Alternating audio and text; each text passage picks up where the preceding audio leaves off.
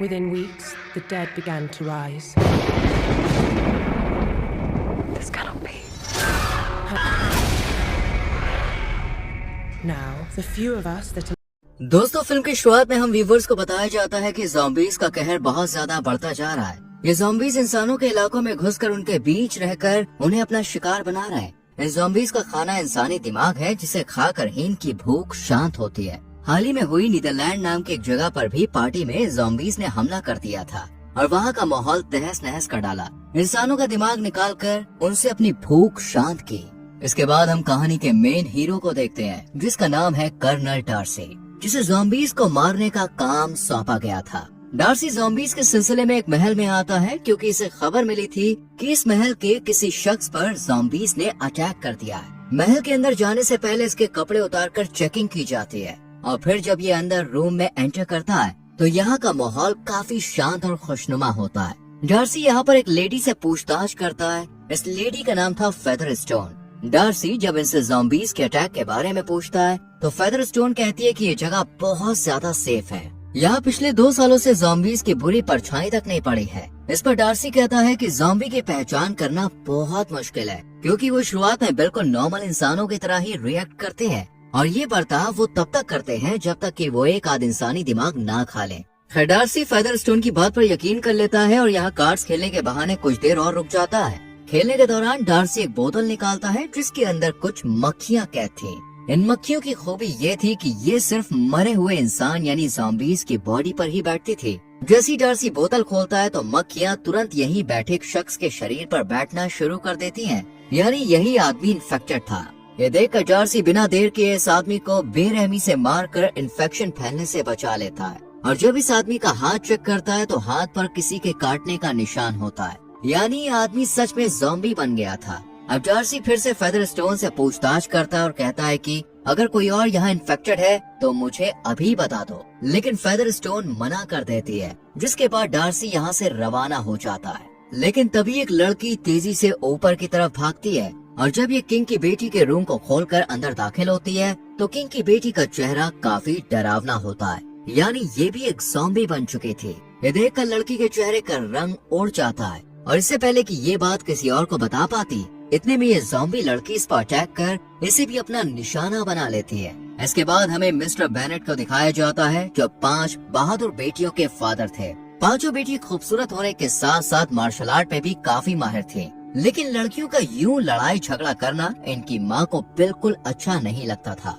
हर शाम को पांचों बहनें एक पार्टी में जाती है और यहाँ एक फेमस शख्स बिंगली भी मौजूद होता है। बिंगली जेन की तरफ काफी अट्रैक्ट होता है, इसलिए वो उसे अपने साथ डांस करने के लिए कहता है और जेन भी राजी हो जाती है। बिंगली के दोस्त डार्सी के साथ जेन की बहन एलिजाबेथ भी डांस करने की इच्छा जाहिर करती है, पर डार्सी इनकार कर एलिजाबेथ का दिल चकनाचूर कर देता है। गुस्से में एलिजाबेथ पार्टी से बाहर निकल आती है और यहाँ इसकी मुलाकात होती है फेदरस्टोन से, जो कि अब ज़ॉम्बी बन गई थी। फेदरस्टोन एलिजाबेथ को कुछ सीक्रेट बताने की कोशिश करती है, लेकिन तभी डार्सी से शूट करके मार डालता है और इसके बाद पार्टी में और भी ज़ॉम्बीज आकर तबाही मचा देते हैं। इन ज़ॉम्बीज को मारने के लिए पांचों बहनें अपनी पोजीशन ले लेती हैं और सब ज़ॉम्बीज को मार गिराती हैं। इनका खतरनाक रूप देखकर बिंगली और डार्सी भी हैरान रह जाते हैं। अगले दिन जेन अपनी फैमिली से विदा लेकर बिंगली के घर जाने लगती है, क्योंकि बिंगली ने इसे चाय पर बुलाया था। जेन सफर पर आगे बढ़ ही रही होती है कि इतने में इस पर ज़ॉम्बीज अटैक कर देते हैं। जेन सबको बहादुरी से मार गिराती है, पर एक ज़ॉम्बी इसे जख्मी कर लहूलुहान कर देता है। अगले दिन जब जेन को होश आता है तो वो बिंगली के घर में होती है। डार्सी एलिजाबेथ को जेन के पास उससे मिलवाने के लिए लाता है और साथ ही चुपके से अपनी मक्खियों को भी बोतल से बाहर निकाल देता है, लेकिन एलिजाबेथ एक एक करके सभी मक्खियों को पकड़ लेती है। डॉक्टर जेन को चेक करने के बाद बताता है कि जेन को ज़ॉम्बीज ने नहीं काटा है, वो एकदम ठीक ठाक है। इसके बाद जेन से मिलने उसकी पूरी फैमिली बिंगली के घर पहुंचती है और जेन अपनी फैमिली को देखकर बहुत खुश होती है। कुछ देर बाद एलिजाबेथ अपनी फैमिली और जेन के साथ अपने घर के लिए निकल पड़ती है, लेकिन जेन के जाने से बिंगली बिल्कुल खुश नहीं होता, क्योंकि ये इससे प्यार करने लगा था। जब एलिजाबेथ अपने घर पहुंचती है तो यहाँ उसका कजन कॉलिन आता है, जो एलिजाबेथ की मॉम से कहता है कि मैं जेन से शादी करना चाहता हूँ, लेकिन मॉम साफ मना कर देती है, क्योंकि वो अमीर तरीन बिंगली को अपना दामाद बनाकर जेन की जिंदगी को खुशहाल बनाने का फैसला कर चुकी थी। कॉलिन का दिल रखने के लिए मॉम कहती है कि तुम एलिजाबेथ से शादी कर लो, लेकिन एलिजाबेथ इस शादी से बिल्कुल खुश नहीं होती। इसलिए वो मना कर देती है। इसके बाद चारों बहनें कॉलिन के साथ लंदन के महल के लिए रवाना होती हैं। कुछ देर तक तो रास्ता एकदम साफ और खतरे से खाली होता है, लेकिन थोड़ी दूर चलने पर इनके सामने ज़ॉम्बीज़ आने लगते हैं। एक फीमेल ज़ॉम्बी जैसे ही इनके करीब आती है, ये लोग बड़ी ही चालाकी से उसे मौत की नींद सुला देते हैं। इस तरह ज़ॉम्बीज़ से बचते बचाते ये लोग जल्द ही महल के पास पहुंच जाते हैं, जहां इन्हें विकहम नाम का एक शख्स दिखाई देता है, जो कि इनका तहे दिल से स्वागत करता है। कुछ देर में बिंगली भी इस महल में आ जाता है। जब बिंगली जेन को सही सलामत देखता है तो उसकी खुशी का ठिकाना नहीं रहता। ये जेन के ठीक होने की खुशी में एक पार्टी रखता है, लेकिन इस बात से डार्सी ज्यादा खुश नहीं होता। डार्सी और विकहम के बीच कुछ भी खास बातचीत नहीं होती और ये बात एलिजाबेथ भी नोटिस कर लेती है। इसलिए ये विकहम के पास जाकर उससे पूछती है कि आखिर डार्सी तुम्हारे साथ इस तरह का रूखा सूखा व्यवहार क्यों कर रहा है। तो विकहम सब कुछ बता देता है और कहता है कि डार्सी मेरा सौतेला भाई है। हालांकि हम दोनों साथ में बड़े हुए हैं, लेकिन डार्सी ने मुझे कभी भी अपना भाई नहीं माना और मेरे फादर ने भी मुझे हमेशा दूसरे बेटे की तरह ही ट्रीट किया। लेकिन एक जंग के दौरान उनकी मौत हो गई और तब से डार्सी का बर्ताव मेरे लिए और सख्त हो गया। विकहम की कहानी सुन एलिजाबेथ को विकहम के लिए काफी बुरा लगता है। ये एलिजाबेथ से बिंगली की पार्टी में मिलने को कहता है, पर एलिजाबेथ मना कर देती है। लेकिन जब विकहम ज्यादा जिद करता है तो फाइनली एलिजाबेथ पार्टी में आने के लिए रेडी हो जाती है। इसके बाद हम पार्टी का माहौल देखते हैं। इस खुशनुमा माहौल में ज़ॉम्बीज़ आकर तबाही मचा देते हैं और एलिजाबेथ की बहन गायब हो जाती है। एलिजाबेथ अपनी बहन को ज़ॉम्बीज़ से बचाने के लिए बिंगली की मदद लेती है और दोनों उसे ढूंढने लगते हैं। लेकिन अंधेरा ज्यादा होने की वजह से बिंगली का पैर स्लिप हो जाता है और वो नीचे गिर पड़ता है, जिसके बाद मौका देखकर ज़ॉम्बी एलिजाबेथ को भी चारों तरफ से घेर लेते हैं। अभी एलिजाबेथ इनसे निपटने के बारे में सोच ही रही होती है कि तभी यहाँ डार्सी हीरो की तरह एंट्री लेता है और ज़ॉम्बीज़ को मारने लगता है। इस तरह डार्सी अकेला ही सब ज़ॉम्बीज़ का काम तमाम कर देता है और जब बिंगली के पास जाकर देखता है तो उसकी हालत काफी खराब होती है। ये देखकर डार्सी को लगता है कि बिंगली की ये हालत ज़ॉम्बीज़ के काटने की वजह से हुई है, इसलिए ये दिल पर पत्थर रखकर बिंगली को मारने ही वाला होता है कि तभी एलिजाबेथ इसे रोक लेती है और बताती है कि ये सीढ़ियों से गिर गया है, ये इन्फेक्टेड नहीं है। ये सुनकर डार्सी बिंगली को यहाँ से बाहर ले जाता है। इन सब के बाद डार्सी बिंगली को लेकर यहाँ से इंग्लैंड चला जाता है और बिंगली की बहन एलिजाबेथ को एक लेटर भेजती है, जिसमें वो बताती है कि बिंगली डार्सी की बहन से शादी करने के लिए जा रहा है। लेकिन जेन को यकीन था कि वो सिर्फ जेन से ही प्यार करता है। इसके बाद कॉलिन फिर से एलिजाबेथ के घर आकर उसे शादी के लिए फोर्स करता है, लेकिन इस बार भी एलिजाबेथ साफ शब्दों में उसे ना कह देती है, जिससे एलिजाबेथ की मॉम उस पर बहुत गुस्सा करती है और नाराज होकर एलिजाबेथ कुछ देर के लिए जंगल की तरफ निकल जाती है। यहाँ एलिजाबेथ को 4 अजीब से शख्स दिखाई देते हैं, जिन्हें देखकर एलिजाबेथ थोड़ा डर जाती है। पर तभी यहाँ विकहम आ जाता है, जिसे देखकर एलिजाबेथ इससे पूछती है, आखिर तुम पार्टी में अचानक कहाँ गायब हो गए थे। इस पर विकहम कोई जवाब नहीं देता और इसे एक बेहद खास जगह पर ले जाने लगता है, जो कि एक चर्च था। यहाँ एलिजाबेथ ये देखकर हैरान रह जाती है कि ये जगह ज़ॉम्बीज़ से भरी हुई है, यहाँ कोई भी नॉर्मल इंसान नहीं है। एलिजाबेथ बचाव में इन पर अटैक करने के बारे में सोचती है, लेकिन विकहम ऐसा ना करने की सलाह देता है, क्योंकि ये अभी आधे इंसान आधे ज़ॉम्बी थे। विकहम कहता है कि ये अभी पूरी तरह से ज़ॉम्बी नहीं बने, क्योंकि इनकी खुराक इंसानी दिमाग नहीं बल्कि सुअर का दिमाग है, इसलिए ये अभी पूरी तरह से ज़ॉम्बी नहीं बने। विकहम एलिजाबेथ को अपनी दिली इच्छा बताते हुए कहता है कि राजाओं को सुअरों का दिमाग खाने वाले ज़ॉम्बीज़ को नहीं मारना चाहिए, बल्कि इन्हें इंसानों के साथ रहने की इजाजत दे देनी चाहिए, क्योंकि ये इंसानों को नुकसान नहीं पहुंचाते। लेकिन एलिजाबेथ कहती है कि राजा इन ज़ॉम्बीज़ को कभी एक्सेप्ट नहीं करेंगे, बल्कि उन्हें जैसे ही इन ज़ॉम्बीज़ की खबर मिली वो इन्हें मार देंगे। एलिजाबेथ जब अपने घर आती है तो इसे पता चलता है कि इसकी तीसरी बहन ने कॉलिन से शादी करने के लिए हाँ कर दी है, लेकिन ये कॉलिन से शादी करने से पहले एक ऐसी सेफ जगह चाहती थी जहाँ कोई खतरा ना हो। इस सेफ जगह पर रहने के लिए रानी कैथरीन की परमिशन की जरूरत थी, इसलिए एलिजाबेथ अपनी बहन को लेकर महल जाने का फैसला करती है और इनके साथ कॉलिन भी महल पहुँच जाता है। यहाँ आने के बाद एलिजाबेथ को पता चलता है कि डार्सी कैथरीन का भतीजा है। रानी के सामने पहुंचकर एलिजाबेथ की बहन अपनी बात रखती है और फिर एलिजाबेथ विकहम को भी रानी के सामने पेश करती है।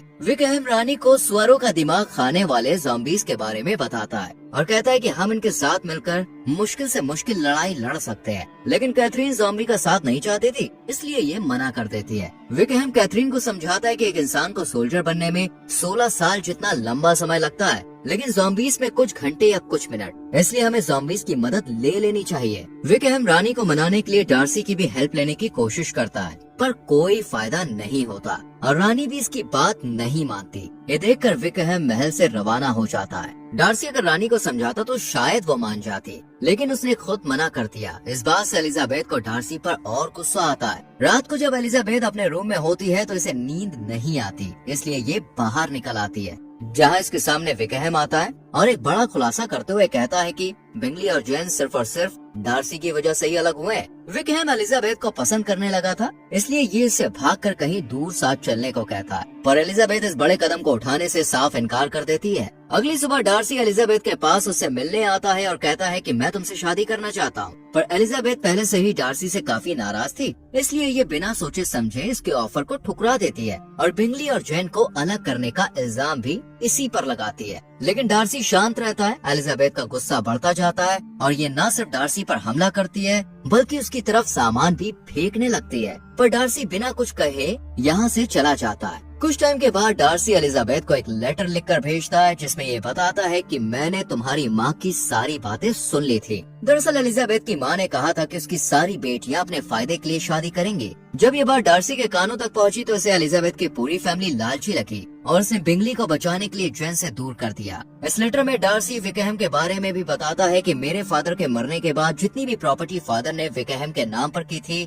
मैंने उसे उसका पूरा हिस्सा दे दिया था। मैंने उसकी संपत्ति का एक भी हिस्सा अपने पास नहीं रखा, लेकिन उसने अपने सारे पैसे उड़ा दिए। जब पैसे खत्म हो गए तो फिर से वो मुझसे पैसे मांगने लगा, पर मैंने उसे नहीं दिए। ये देखकर उसने मेरी छोटी बहन को फंसाने का प्लान बनाया, क्योंकि हमारे फादर ने उसके नाम भी कई सारी संपत्ति की थी, जिसे हड़पने के लिए विकहम ने डार्सी की बहन से भागने को कहा। पर इस कदम को उठाने से पहले ही डार्सी को विकहम के नापाक इरादों की भनक लग गई और उसने अपनी बहन को विकहम की सारी सच्चाई बताकर उसे विकहम से दूर कर दिया। ये सब पढ़ने के बाद अब एलिजाबेथ को समझ आ जाता है कि जिस विकहम को वो बहुत अच्छा समझ रही थी, वो असल में एक बहुत ही शातिर, चालाक और लालची इंसान है, जो सबको अपनी बातों में फंसाता है। डार्सी ने लेटर में अपने प्यार का इजहार भी किया, साथ ही ये भी बता दिया कि वो अब शायद कभी ना मिल पाए, क्योंकि डार्सी को एक मिशन पर भेजा गया है, जहां लंदन के एक इलाके में बहुत सारे ज़ॉम्बीज़ ने हमला कर दिया है। इस ज़ॉम्बीज़ को मारने की जिम्मेदारी डार्सी को ही सौंपी गई है। डार्सी इस हमले को देखकर समझ जाता है कि ये एक सोची समझी साजिश का नतीजा है और ये प्लानिंग ज़ॉम्बीज़ कर ही नहीं सकते।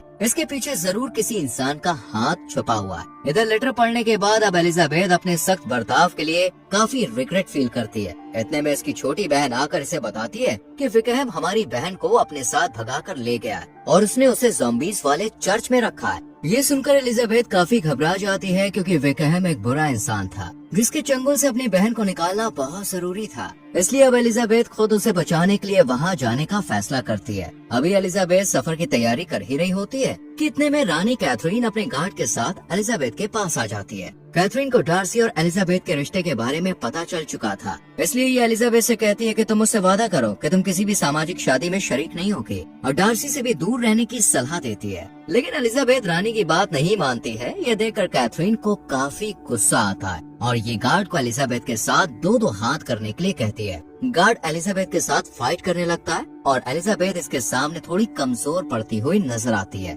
इसी बात का फायदा उठाकर गार्ड एलिजाबेथ का गला जोर से पकड़ लेता है, पर एलिजाबेथ भी हार नहीं मानती और इस पर वार कर देती है और ऊपर से पत्थर गिरने के कारण गार्ड इस मलबे के नीचे दबकर मारा जाता है। एलिजाबेथ का ये बहादुरी भरा कारनामा देखकर कैथरीन भी हक्का बक्का रह जाती है और इससे इम्प्रेस होकर इसे माफ कर देती है और डार्सी से मिलने की इजाजत दे देती है। रानी से परमिशन मिलने के बाद एलिजाबेथ अपनी बहन के साथ आगे का सफर शुरू करती है। इधर हम बिंगली को देखते हैं जो ज़ॉम्बी को मारने की कोशिश करता है। ये इन पर बम फेंकने वाला होता है, लेकिन एक ज़ॉम्बी इस पर अटैक कर देता है और सही टाइम पर एलिजाबेथ की बहन जेन बिंगली को आकर बचा लेती है। जेन को अपने सामने देखकर बिंगली बहुत ज्यादा खुश होता है और दोनों एक बार फिर से मिल जाते हैं। इधर डार्सी ज़ॉम्बीज़ के बीच बुरी तरह से घिर चुका होता है, लेकिन इतने में एलिजाबेथ यहाँ आकर डार्सी को ज़ॉम्बीज़ से आजाद करवा देती है। एलिजाबेथ को यहाँ देखकर डार्सी खुश होने के साथ साथ थोड़ा हैरान भी होता है और यहाँ आने का कारण पूछता है। एलिजाबेथ कहती है कि विकहम मेरी बहन को अपने साथ ज़ॉम्बी वाले चर्च में ले गया है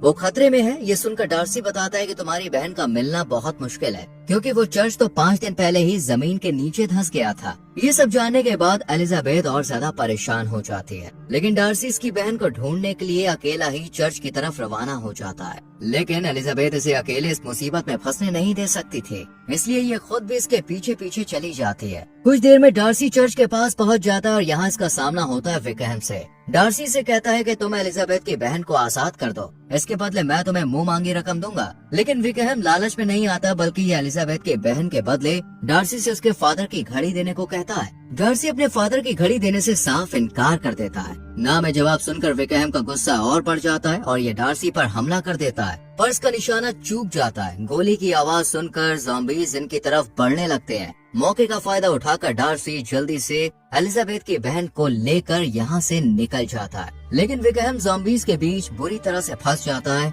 डार्सी एलिजाबेथ की बहन को यहाँ से जाने के लिए कहता है और खुद ज़ॉम्बीज़ का मुकाबला करने का फैसला करता है, लेकिन इतने में विकहम इसके सामने आकर इस पर हमला कर देता है और दोनों भाइयों में जोरदार फाइट होनी शुरू हो जाती है। अब एलिजाबेथ भी यहाँ पे आ जाती है और इसे अपनी बहन यहाँ से भागती हुई दिखाई देती है। एलिजाबेथ इसे आवाज लगाकर रोकने की कोशिश करती है, लेकिन वो आवाज नहीं सुन पाती और जब एलिजाबेथ उसके पीछे देखती है तो बहुत सारे ज़ॉम्बीज़ होते हैं। कुछ देर में एलिजाबेथ की बहन अपनी फैमिली के पास सही सलामत पहुँच जाती है, जबकि दूसरी तरफ अब भी डार्सी विकहम से मुकाबला कर रहा था। विकहम डार्सी से कहता है कि तुम्हारी वजह से मैं एक बुरा इंसान बना हूँ। विकहम डार्सी की जान लेने ही वाला होता है कि तभी एलिजाबेथ यहाँ पे आ जाती है और विकहम का हाथ काट डार्सी की जान बचा लेती है। इधर बिंगली और सब लोग डार्सी और एलिजाबेथ के वापस आने का इंतजार कर रहे होते हैं, लेकिन जब दोनों नहीं आते तो बिंगली सैनिकों को आदेश देता है कि पुल तोड़ दो, क्योंकि इसी रास्ते से ज़ॉम्बीज़ इस तरफ आ रहे थे। सैनिक पुल को उखाड़ने लगते हैं और इतने में एलिजाबेथ और डार्सी दोनों धमाकेदार एंट्री के साथ वापस आ जाते हैं,